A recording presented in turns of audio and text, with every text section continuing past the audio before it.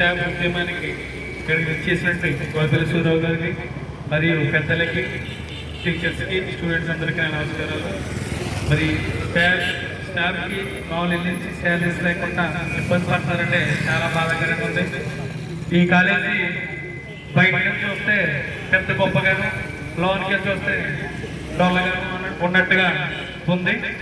మరి ఈ గురువులందరూ కూడా ఈ గురువుల దగ్గర మేము కూడా చదువు నేర్చుకుని వాళ్ళ బయట ఉంటూ విద్యార్థి సంఘాల్లో కూడా మేము ఎంతో చదవని అవుతున్నామంటే ఈ గురువులు పెట్టిన విద్య వల్లే మేము ఉన్న స్థాయిలో ఉన్నాం. మేము తక్కువ మనం ఇక్కడ ఈ కాలేజీలో ఉన్న లెక్చరర్స్కి శాలరీస్ గురించి గత 2 సంవత్సరాల క్రితం తెలిసినప్పుడు వీళ్ళ యొక్క శాలరీస్ స్టార్ట్ తెలిసినప్పుడు చాలా బాధపడ్డాం. ఏంటంటే తక్కువకి ఇక్కడ ఈ వర్క్ చేయడం అనేది చాలా ఆశ్చర్యం. ఇక్కడ ఇవాళ ప్రైవేట్ సంస్థల్లో ఒక ఎల్కేజీ స్టూడెంట్కి ఒక 5th క్లాస్ స్టాండర్డ్ చెప్తేనే 20,000-30,000 శాలరీస్ పొందుతున్నారు బయట సంస్థల్లో. ఇక్కడ మన సంస్థల్లో లెక్చరర్స్కి చాలా తక్కువ శాలరీస్తో ఇక్కడ చేస్తున్నారు అని తెలిసినప్పుడు మేము చాలా బాధపడ్డాం.